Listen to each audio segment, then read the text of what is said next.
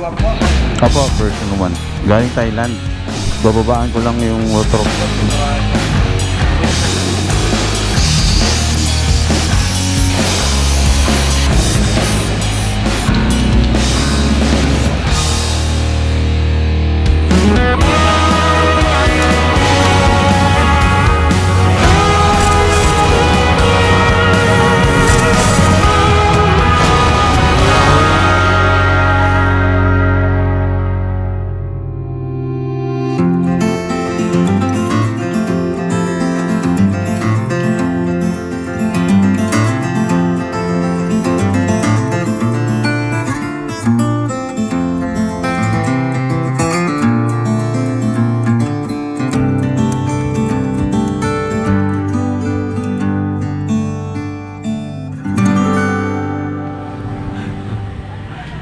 May nagagalit na naman dito.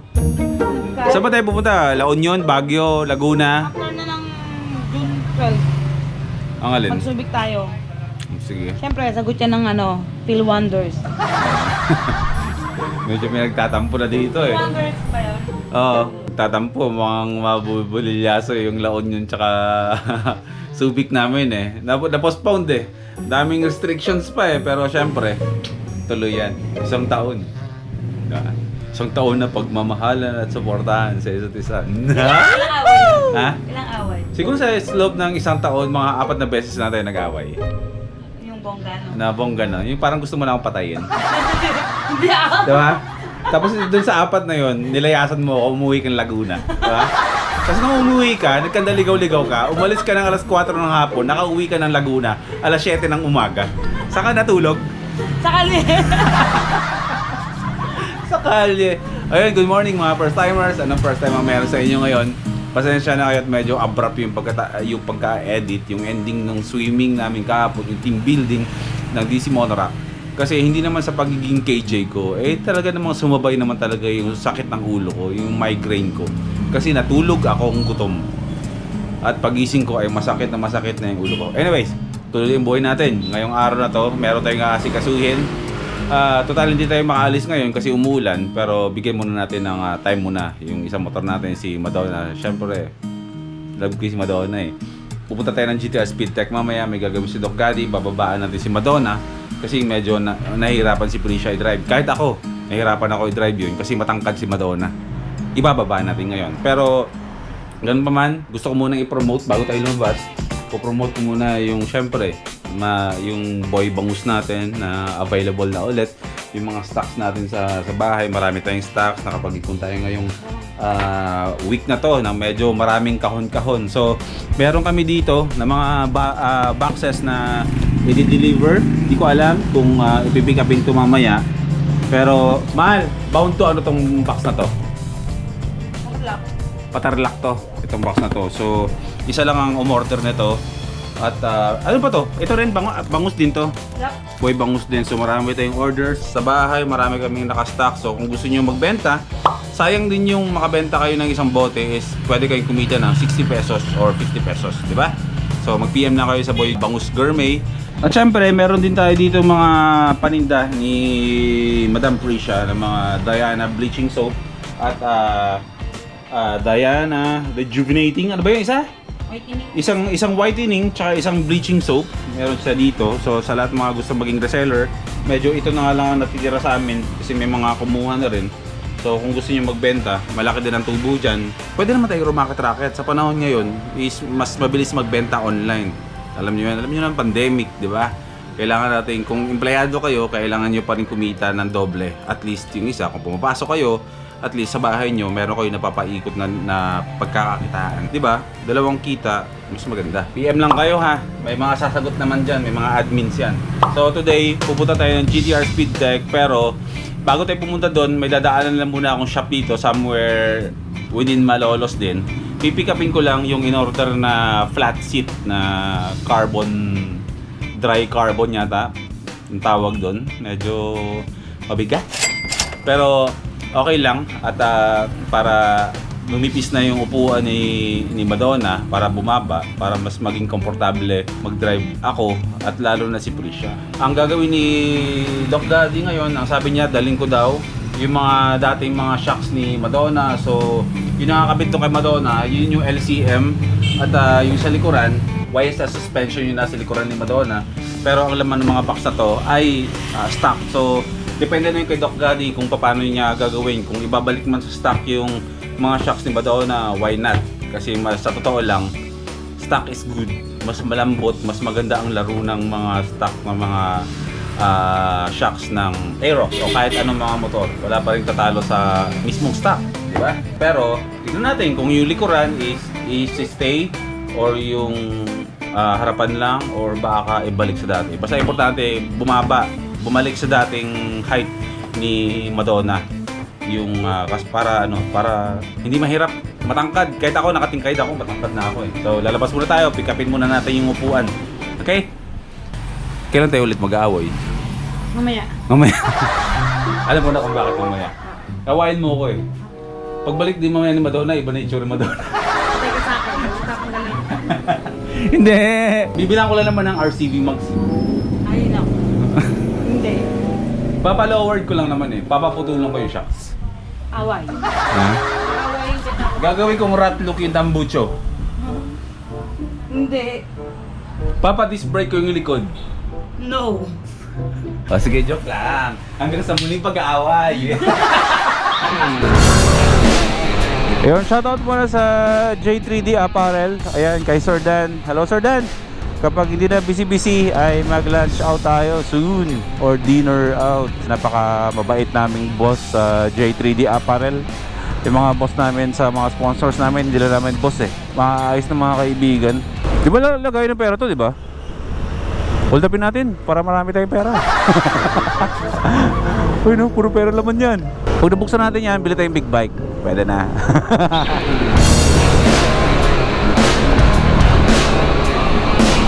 Iba pa rin talaga humatak si Madonna. Yamaha pa rin ang malakas.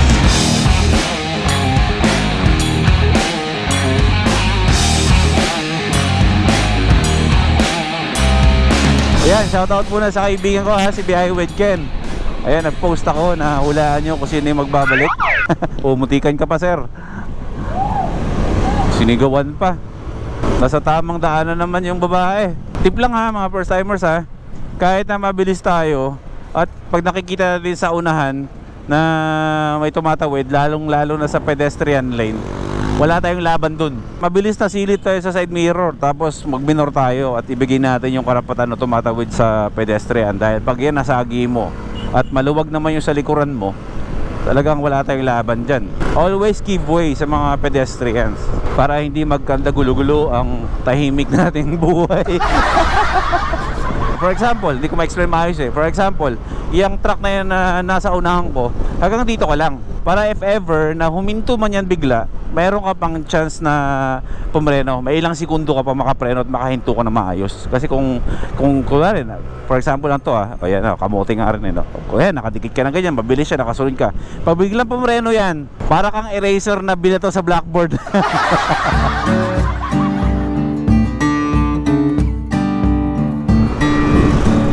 Ilang papunta na ng Bulacan to eh. Bumigay na si Waze eh, kaya kay Mr. magtanong tayo ngayon. Pero along the road lang din naman. Okay, andito na tayo, nakita ko na. Ito yun. Okay, andito na tayo. Garage 84, garahe nga. Tao po. Hello sir. Ako po yung kukuha po ng flat seat. Kayo po ba yung kausap ko? Opo.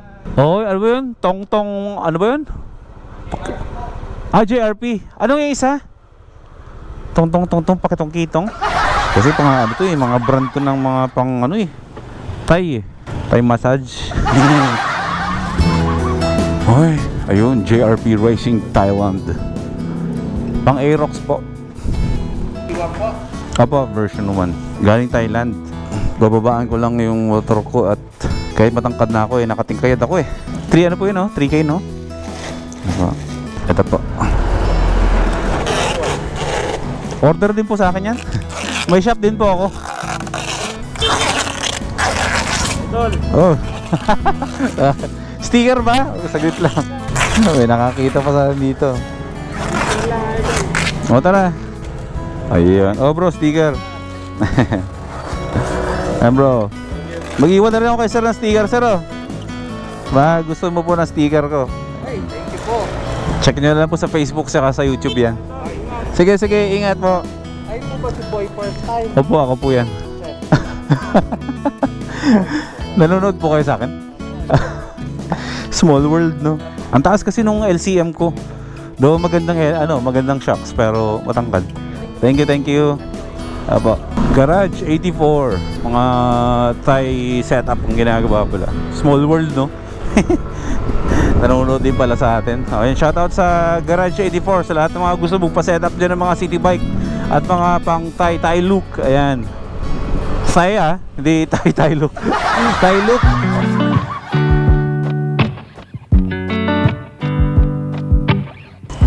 Ayan. Nandito na tayo sa GTR Speedcheck. At iiwan muna natin yung motor natin. Oh, 3,000 bigat.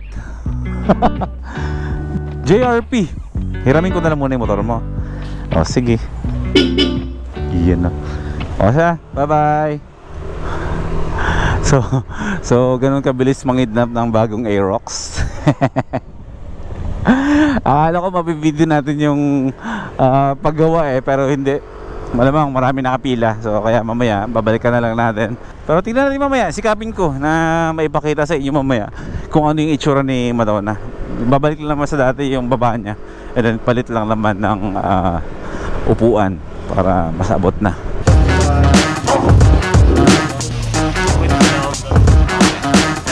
Anong kulay bro gagawin natin? Gunmetal o silver?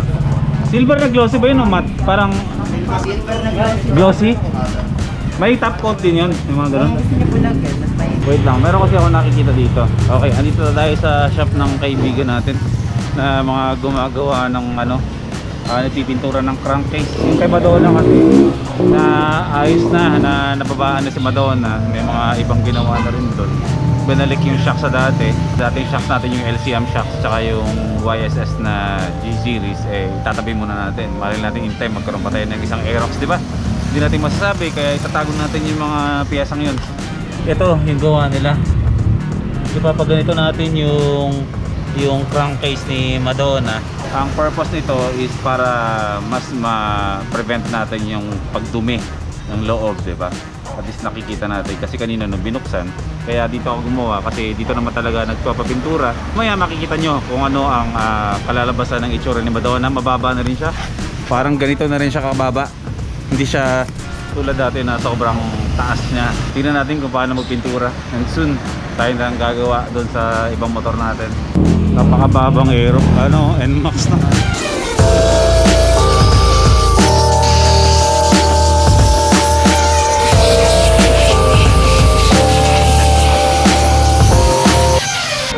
Bro, ano dito bro? Ano ito mga pinagkukuha nating mga pintura?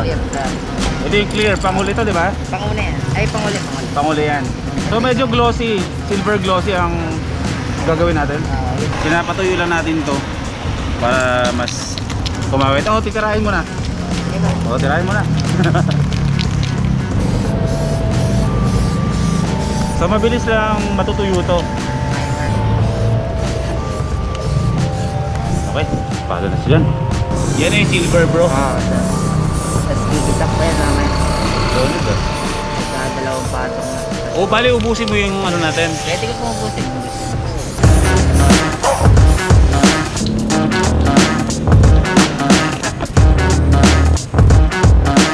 Top coat na yung nilagay mo?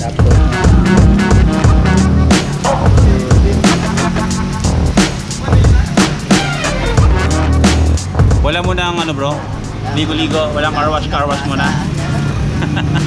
Wala mo na daw washing. Oh, sige. Okay, ayan. Hindi pa natin pwedeng yan.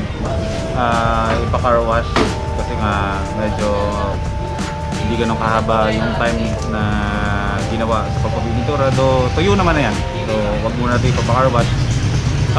Tungkol sa mga shocks na ginawa dito dito sa kay Madonna ay tinanggal lahat yung mga YSS, yung LCM na shocks. Binalik niya lahat sa stock.